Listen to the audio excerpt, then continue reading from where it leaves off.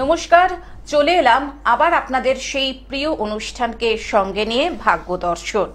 উপস্থিত রয়েছেন বিশিষ্ট জ্যোতিষতান্ত্রিক হোরা তন্ত্রবিদ জ্যোতিষ মহাসাগর শ্রী রণজিৎ শাস্ত্রী আদি, যিনি জ্যোতিষ ও তন্ত্র মতে যে কোনো সমস্যার সমাধানে সিদ্ধহস্ত। আর রণজিৎ শাস্ত্রী আদি এমন একজন ব্যক্তিত্ব যার কিনা কোনো পোস্টার বিজ্ঞাপনের প্রয়োজন পড়ে না, তার নামটাই যথেষ্ট। কাজেই যারা মনে করবেন যে রণজিৎ শাস্ত্রীর কাছে আসবেন, সেক্ষেত্রে বুকিং নাম্বারটা মিলিয়ে তবেই যোগাযোগ করবেন। দাদার আলোচ্য বিষয় আজকে হচ্ছে অ্যাস্ট্রো বাস্তু, যে কথাটা আমরা এর আগের অনেকগুলি পর্বে তুলে ধরেছি। তবুও দর্শক শ্রোতা বন্ধুরা আবার অনুরোধ করে যদি আজকের এই অনুষ্ঠানে অ্যাস্ট্রো বাস্তু নিয়ে দাদা কথা বলেন, বিশেষ করে প্রধান দরজা। আজকে আলোচ্য বিষয়ের মূল বিষয়টাই হচ্ছে প্রধান দরজা।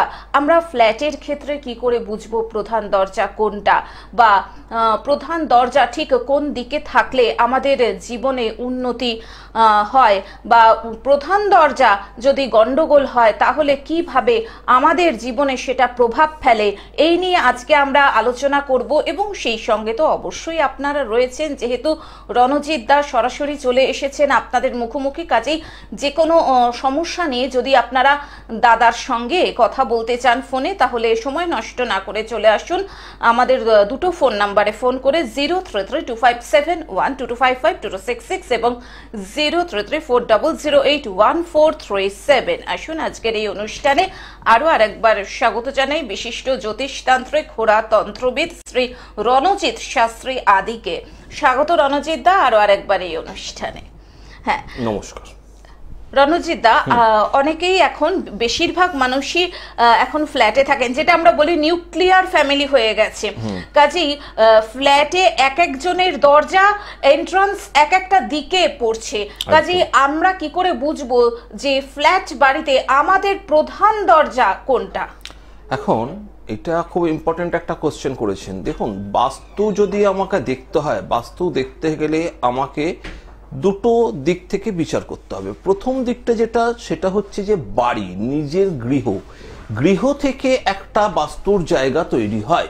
গৃহের যে দরজা, অর্থাৎ আপনি যে বাড়িতে বসবাস করছেন, যেটাকে আমরা বলি ল্যান্ড উইথ প্রেমিসেস, অর্থাৎ জমি কিনে বাড়ি করে, অর্থাৎ বাড়ির যে দরজা তৈরি হচ্ছে সেই দরজার পজিশনটা আমাদের তৈরি হয়, কিন্তু সেটি একটি বাস্তু নিয়মে দেখতে হয়।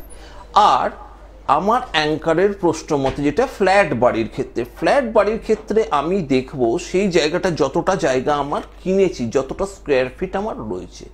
ফ্ল্যাটে ঢোকার জন্য মূল যে দরজা, যেটা আমাদের বলা হয় মেন এন্ট্রেন্স বা তোরণ গেট, যেটা থেকে সবাই সবার ফ্ল্যাটে যাওয়ার জন্য ঢুকছে, ওটা কমন দরজা।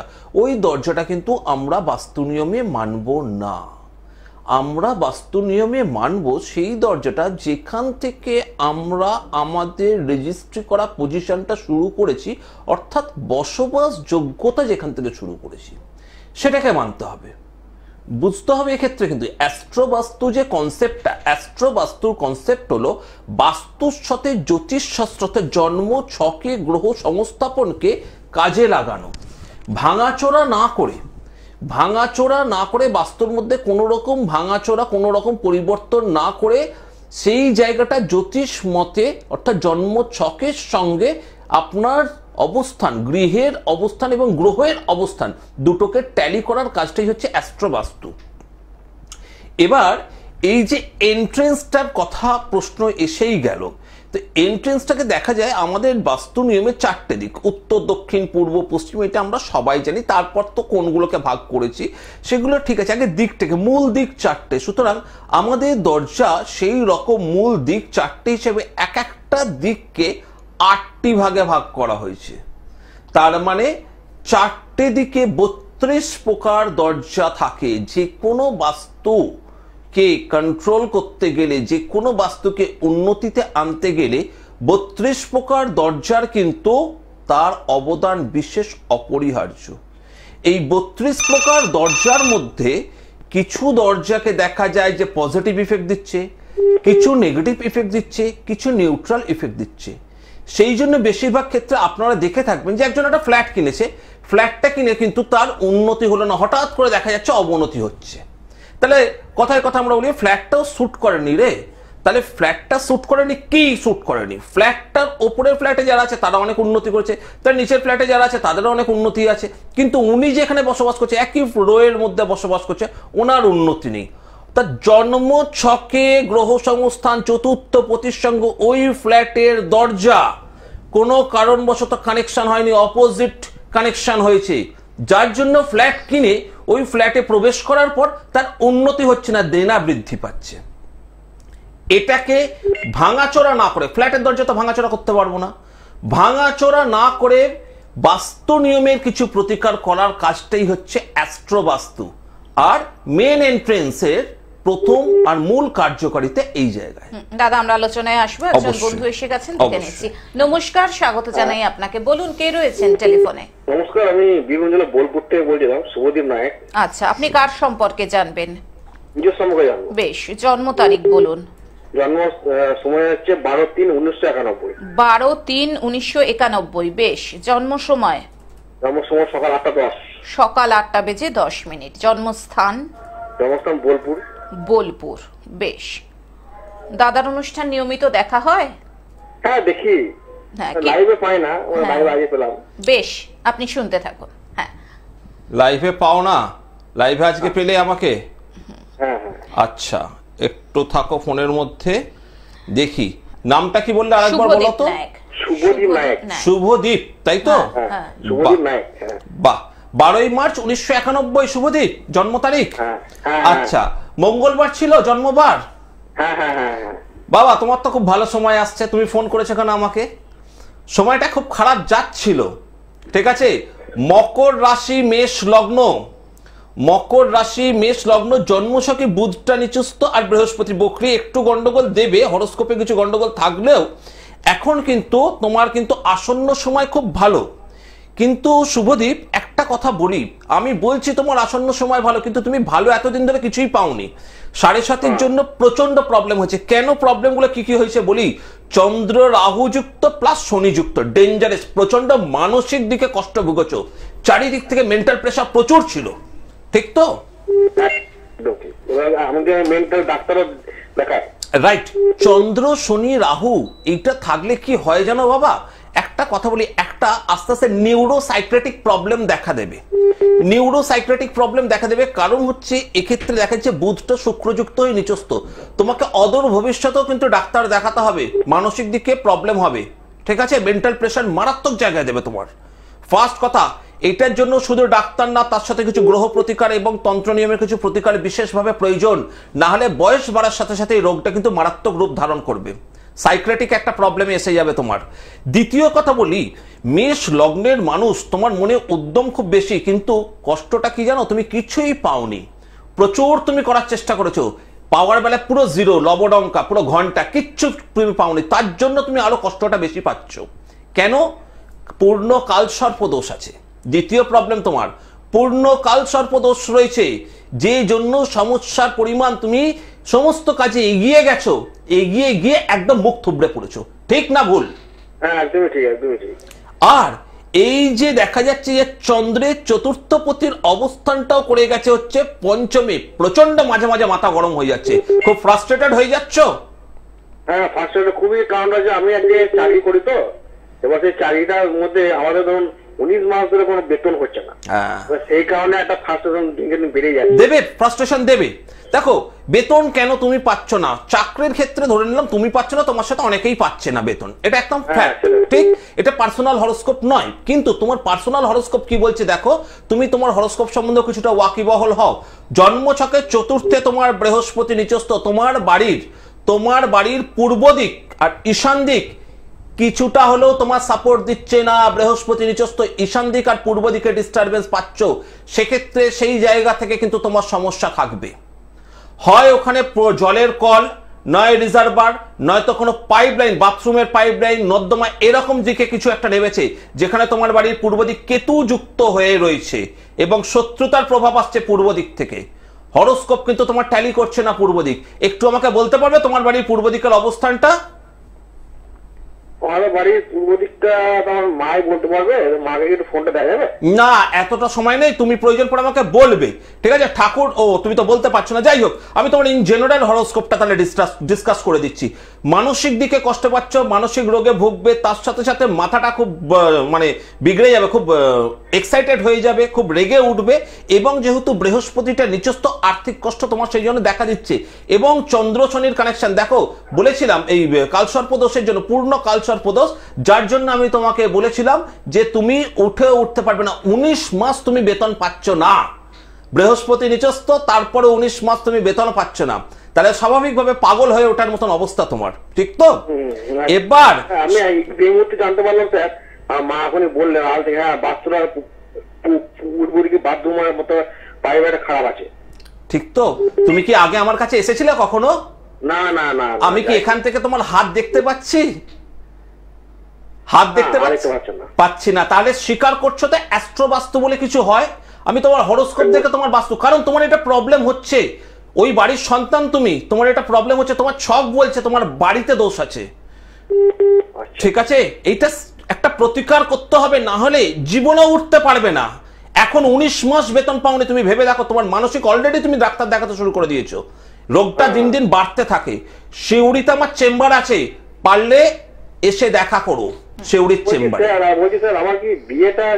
হবে, সব হবে, কিন্তু ভাই এই চন্দ্র শনি রাহু তোমাকে খেয়ে নিচ্ছে। আরো একটা কথা বলবো, রাগ করবে না কিন্তু, প্রচন্ড খুঁতখুঁতে স্বভাবে তুমি, স্যাটিসফাইড লেভেল খুব কম তোমার চন্দ্র শনির জন্য, খুব খুঁতখুঁতে। আলোচনা করতে চাই, আমি কিন্তু এর আগে একটা জ্যোতিষীকে দেখিয়েছি, কিন্তু সে কিন্তু অনেক কিছু তাবিজ হয়ে দিয়েছে, সেও অনেক কিছু বলেছিল, ঠিক সে কিন্তু বাবু আমার মতন কি তোমার হরোস্কোপ দেখে বলে দিয়েছিল তোমার বাড়ির পূর্ব দিকটা ডিস্টার্ব? বলতে পারে না, শুধু আমি চিনবি, কিন্তু তার নাম আমি করছি না। নাম বলতে হবে না, নাম আমি শুনতেও চাই না, আমি শুধু একটা কথা শুনতে চাই, আমার মতন সে তার তোমার ছক দেখে বাস্তু বলতে পেরেছিল কিনা সেটা আগে বলতে হবে।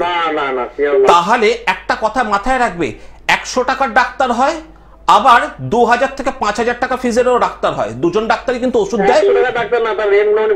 আচ্ছা আমি বলি, বুঝতে পেরেছি তোমার প্রবলেমটা, দুঃখটা। দেখো বাবা, মানুষের দৃষ্টিভঙ্গিটা বিভিন্ন রকম হয়, তাই তো ভাই? তাহলে প্রবলেমটা হচ্ছে, তুমি রণজিৎদার সঙ্গে কথা বললে, রণজিৎদা তোমাকে বললো তোমার বাড়ির মূল জায়গাটা বলে দিল প্রবলেমটা। এক্স্যাক্টলি ঠিক বলছি না ভুল? এটা লাইভে সবাই শুনছে, ঠিক তো? একদম ঠিক। এই যে আমি একদম ঠিকটা বলেছি, যেখানে ঠিকের পরিমাণটা বেশি সেই জায়গাটা চেষ্টা করো। একজনের হাতে নাই হতে পারে প্রতিকার, নাই হতে পারে, ঠিক আছে, কিন্তু তোমায় তো বাবা চেষ্টা করতে হবে, এটুকু তুমি বোঝো।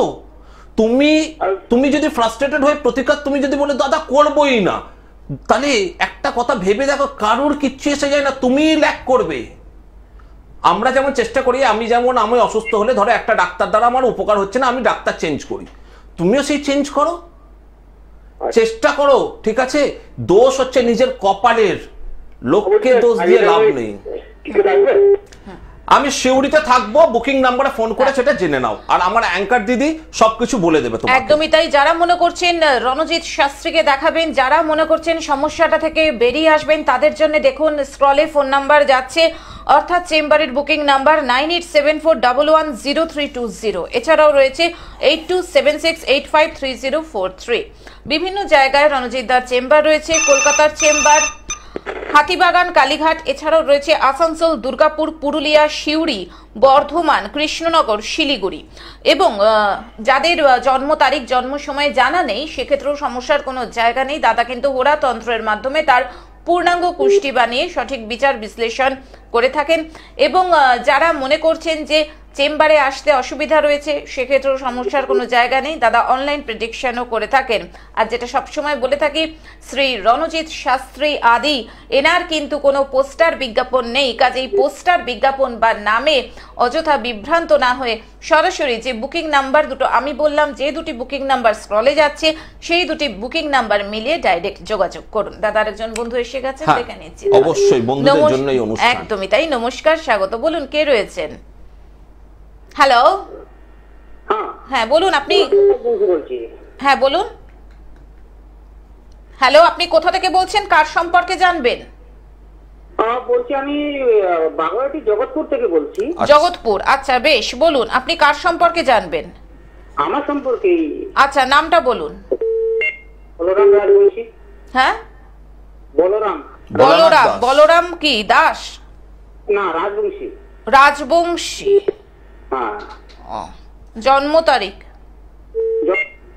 আপনার জুলাই মাসের 4 তারিখে। সাল? 4/1991। 7 জুলাই বললো? 4 জুলাই 1991। হ্যাঁ। আচ্ছা, জন্ম সময়? আর দুপুর 12টার দিকে। দুপুর 12টা। দুপুর 12টার দিকে, তার মানে শিওর নয়, তাই তো? ওই দুপুরের দিকে। আচ্ছা, কোথায় জন্মস্থান? কোথায় জন্মস্থান? তো বাংলাদেশে জন্ম ছিল। জন্মস্থান বাংলাদেশ, তাই তো? হ্যাঁ হ্যাঁ। দাঁড়ান, জন্মস্থান বাংলাদেশ। হ্যাঁ। ওরে আচ্ছা, 4/7/1991, তাই তো? জন্মবার মঙ্গলবার, এই সরি বৃহস্পতিবার, জন্মবার বৃহস্পতিবার। না না, আমার শনিবারে জন্ম ছিল। 4 জুলাই 1991, তো? তাহলে ভুল আছে, আপনার ডেট অফ আমি বার্থ ফোনটা ভুল কাটতে আছে। বাধ্য হ্যাঁ, হচ্ছি, যেটা সব সময় বলে থাকি। দেখুন, হাতে সময় খুব কম থাকে। যাদের সঠিক জন্ম সময়, জন্ম তারিখ, জন্মস্থান জানা আছে, তারাই কিন্তু ফোন করুন, অযথা সময় নষ্ট একদম, করবেন না।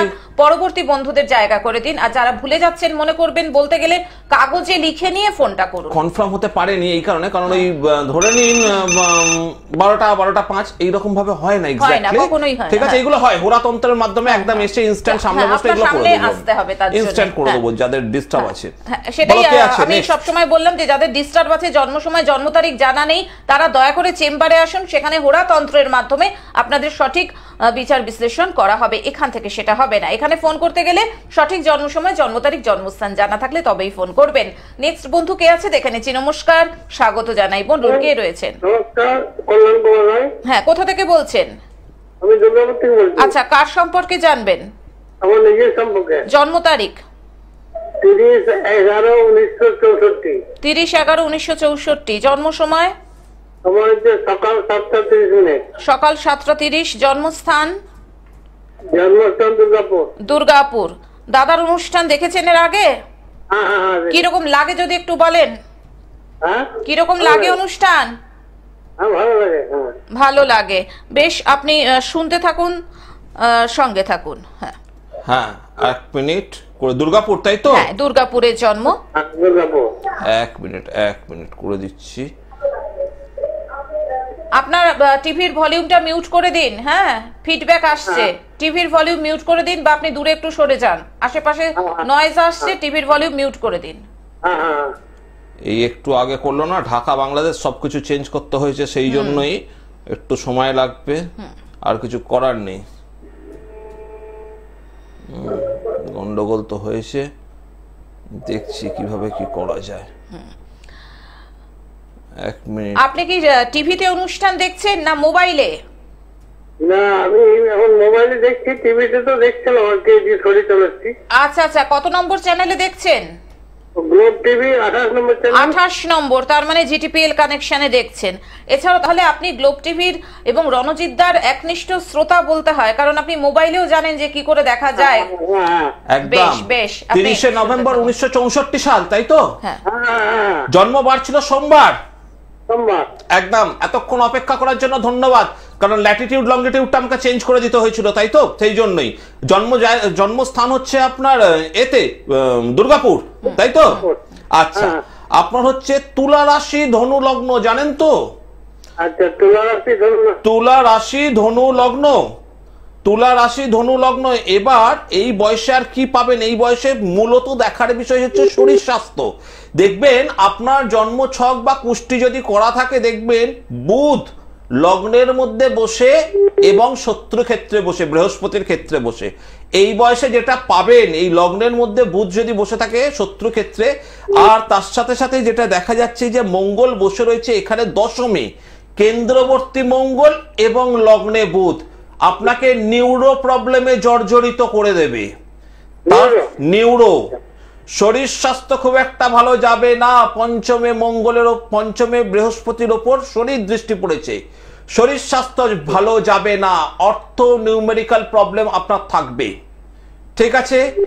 এবং যেহেতু দেখা যাচ্ছে রবিটা কেতু যুক্ত হয়ে রয়েছে, রবি কেতু যুক্ত হয়ে থাকলে কি হয়, বয়সকালে একটু পারিপার্শ্বিক সংযোগের অভাব দেখা দেবে। রবিটা কেতু তো আপনাকে চট করে আপনি ডাকলে কাউকে আপনার হাতের কাছে পাওয়াটা খুব মুশকিল হয়ে যাবে। হচ্ছে এটা কেন হচ্ছে, দ্বাদশে রবি কেতু সংযোগটাকে নষ্ট করে দেয়। বৃদ্ধ বয়সে কি চাই, অর্থ চাই না, বয়স বাড়লে চাই একটু মানুষের জনসংযোগ, আপনাকে একটু দরকারের সাহায্য, সেটা দেখবেন দ্বাদশে রবি কেতুর জন্য আপনি পাবেন না। হ্যাঁ শুনতে পাচ্ছি না, আরেকবার ঠিক করে বলুন। 1 নম্বর ঘরে কেতু আছে। 1 নম্বর 2 নম্বরটা বাদ রাখুন, আমি যেটা বললাম আগে সেটা বুঝুন। এটা হচ্ছে প্রবলেমটা? হচ্ছে তো? হ্যাঁ। এবার 1 নম্বর 2 নম্বর যে জায়গাটা, সেটা এখন আপনার মেমোরিতে রাখতে পারবেন না, ঠিক আছে? লগ্নটা হয়ে যাচ্ছে আপনার ধনু লগ্ন এবং তুলা রাশি।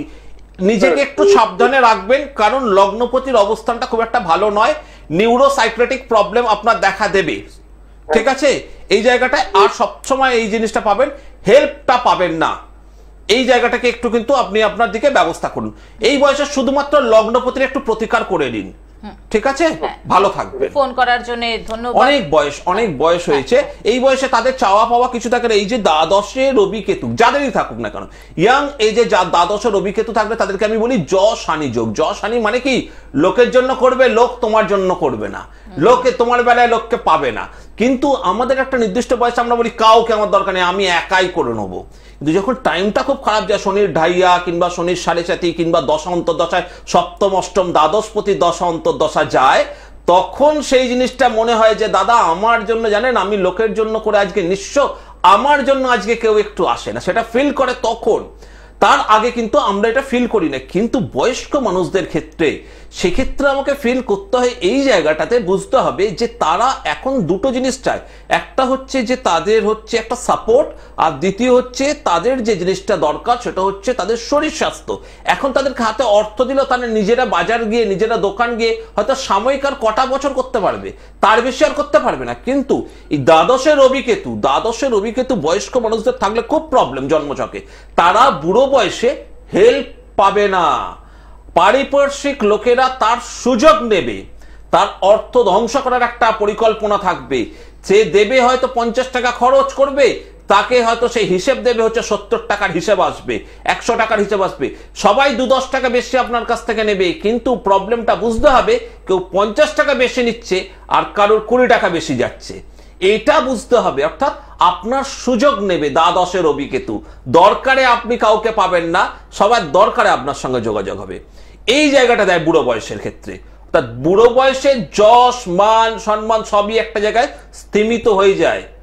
তার সাথে সাথে যেটা প্রবলেম হয় যে লগ্নপতিটাকে দেখতে হয়, যেন শারীরিক কষ্ট তো বয়স হলে সবারই হবে, কিন্তু শারীরিক কষ্টের পরিমাণটা যেন বেশি না হয়। যেহেতু বৃহস্পতির ক্ষেত্রে বুধ শত্রু ক্ষেত্রে, বৃহস্পতির ক্ষেত্রে বুধ থাকলেই এদের ক্ষেত্রে নিউরো প্রবলেম আসবেই আসবে। Neuro problem, kidney related problem 100% ভাবে দেখা দেবে। দাদা আমাদের হাতে আর 1 মিনিট মতন সময় রয়েছে, কাজেই ওই আলোচনাটা তো মনে হয় আজকে শেষ কখনোই হবে না। 32 রকমের 32 প্রকার দরজা। এই যে একটু আগে যাকে বললাম যে বাড়িতে, ও আবার ওর মাকে ফোন করেছে, মাকে ফোন করে জানতে পেরেছে। সুতরাং অ্যাস্ট্রোবাস্তু যে কনসেপ্ট, এই অ্যাস্ট্রোবাস্তুর কনসেপ্টটা মারাত্মক একটা জায়গায় কনসেপ্ট। এটা দীর্ঘদিন জ্যোতিষ চর্চা, জ্যোতিষ রিসার্চের এটা কিন্তু ফল। এক্স্যাক্টলি হরোস্কোপ দেখে তোমার প্রবলেম কোথায়। একজনের চাকরি হচ্ছে না, বাড়ি নতুন করে বানিয়েছে, নতুন ফ্ল্যাট কিনে গেছে, মা লাখ টাকা কোটি টাকা খরচা করে ফ্ল্যাট কিনে গেছে, চাকরি হচ্ছে না ছেলের, তার গিয়ে জাস্ট খালি অ্যাস্ট্রোবাস্তু একটা তামার ফুলদানি একটা জায়গায় রাখতে বলেছিলাম, কিন্তু ওই ছেলেটির জন্ম ছকের সঙ্গে ট্যালি করতে হয়েছে। আমি এখানে বলতে পারবো না তুমি তোমার বাড়ির এই জায়গায় তামার ফুলদানি রাখো, শুট না করলেই দেখবে বাইক থেকে পড়ে গিয়ে তোমার 3 দিনের মধ্যে পা ভেঙে গেল। অর্থাৎ অ্যাস্ট্রোবাস্তু এমন একটি কনসেপ্ট যার জন্ম ছকের সঙ্গে ট্যালি করাতে হবে। তার জন্যই বাস্তুটাকে আমি একদম, নাম যারই থাকুক না কেন, বসবাসকারী যে সেই হচ্ছে সেই বাস্তুর জায়গা প্রভাবযুক্ত। এই জায়গাটাকে নিয়ে যদি একটু প্রতিকার করতে পারেন আপনারা অবশ্যই ভালো থাকবেন।